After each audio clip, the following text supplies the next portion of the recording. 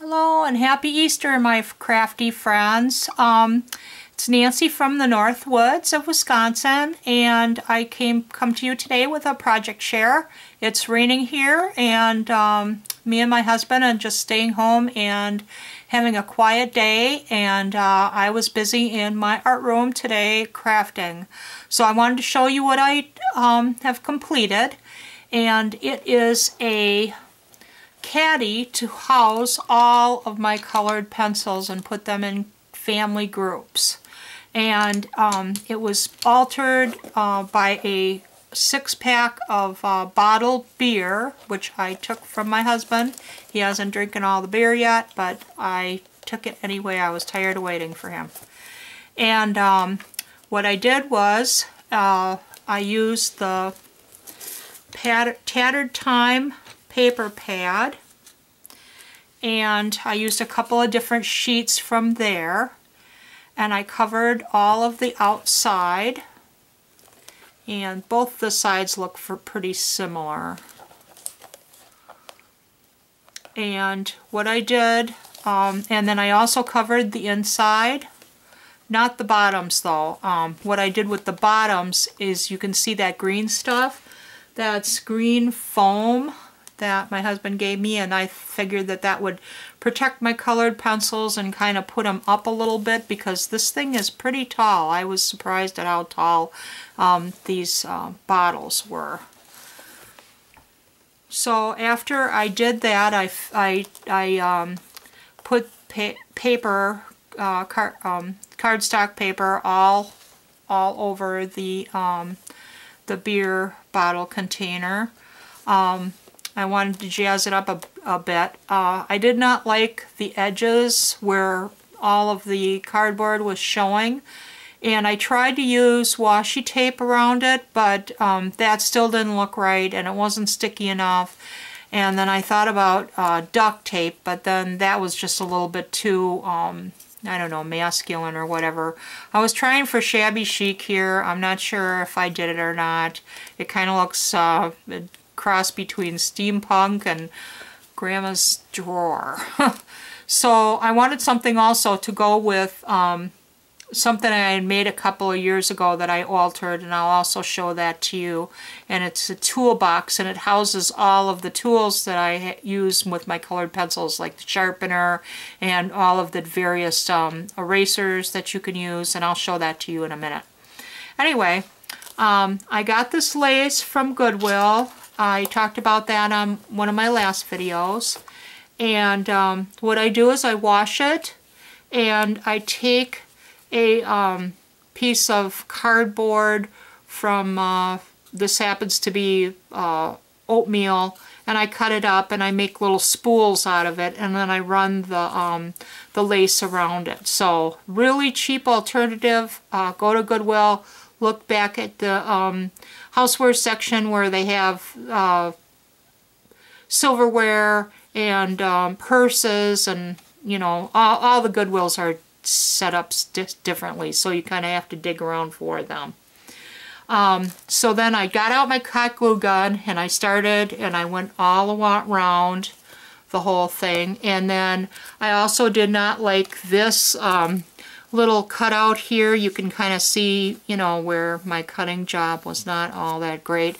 So I wanted to cover the handle up, so I also put it on the top, and it kind of looks like little curtains. So I thought that was nice. Then I went and I didn't think that that was jazzy enough, so I got out some box pleated ribbon or trim. I got this from Craft Supplies 1, and I'll put a link to it at on the bottom here. They have wonderful, wonderful trims and bling, all sorts of stuff to put on it, at a really good price too, so you don't have to buy a huge amount. This is what I got, and she puts it in a plastic baggie, so it keeps it all very, very nice, and her packaging is really good, and like I said, it's very inexpensive. So then I had some paper. I made a paper flower out of the Tim Holtz tattered flowers die. And then I cut a little piece of tulle that I got at Walmart. So you can buy a pretty big piece for really inexpensive there. And then I took a piece of this burlap. I got this at Michael's, just like a garland of it's like 4 inches wide of burlap, and then I cut a flower shape out of that, and I hot glued all that stuff together, and then I put a piece of bling on these little gemstones. I got these from Hobby Lobby quite some time ago, and I've used about half of them. They're very various sizes and colors, and they're really cute. And then I put down, before I adhered the flower to the carrier, I put down some of this bling, this black adhesive rhinestones. I thought that was cute from Recollections, and I used up all of it but one little spray. And then I adhered that with a hot glue gun, and I got these words. This was like, they were already on Pop Dots, and this was from Studio 112. I believe this was like $1 at Joann's. It wasn't much at all. So they've got all these different little sayings on here. And lastly, I put a butterfly, and this has a little clip on the back, so I could take it off and change it out if I want to. That I got at Michael's a couple of months ago, Ashland Signature Accents, and these happen to be pink. I dropped the green ones on the back behind my table here, so I have to retrieve them later. Then for the sides, and both the sides are pretty similar, this was part of the paper pad, this little fleur-de-lis, and then I took some of these specialty rhinestone accents, and I believe I got these at Michael's. They were pretty inexpensive.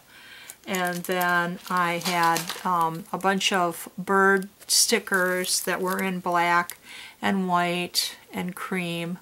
These were also from Studio 112. I've had these forever, so I don't remember where I got them from. Probably Joann's.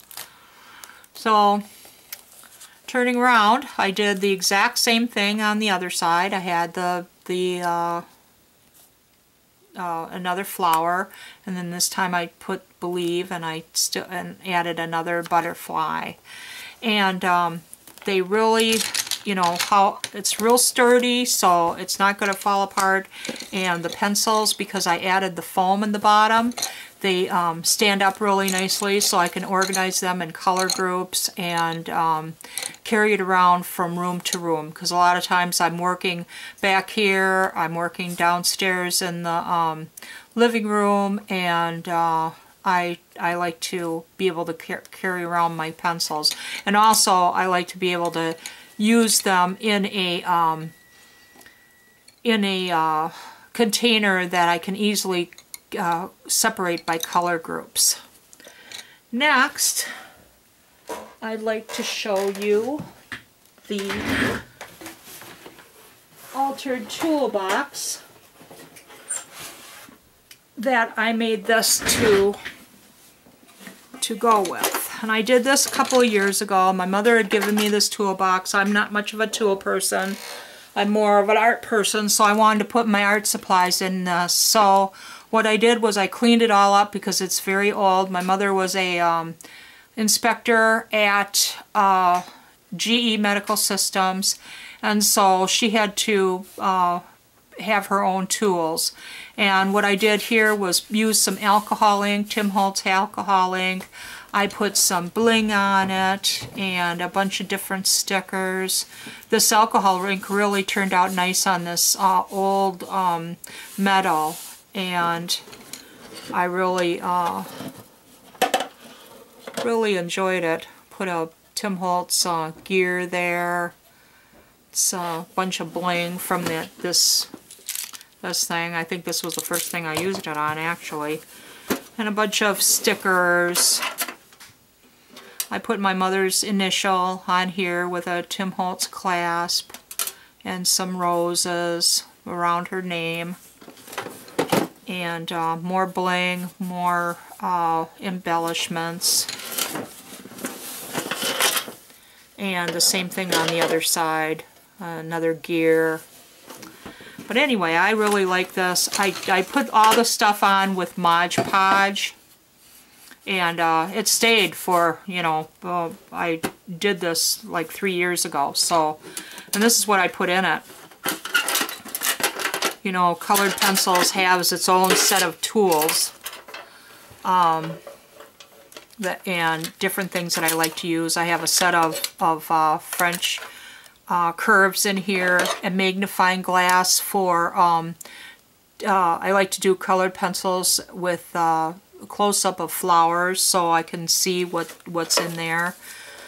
Really close, all the little veins and everything. I got some measurement tools, some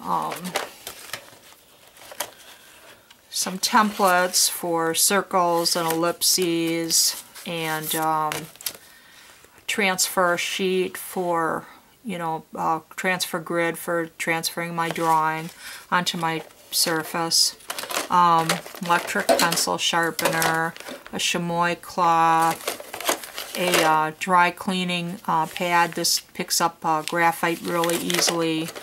When I want to scrape my colored pencils or grate them, I can use this, and I can grate them and make a fine mist to put like for water or for sky instead of coloring the whole thing. Sticky tack for this gets up a lot of the colored pencil, like an eraser. Foam, colorless blender for the colored pencils. So that's what I have in here, and so I can keep all my little tools together. And now I have a caddy to go with my tools, and I have a caddy to put my colored pencils in, so I'm all ready to go. Hope everyone had a wonderful Easter, and if you like my videos, please subscribe below, and I hope to see you and talk to you soon. Bye-bye now.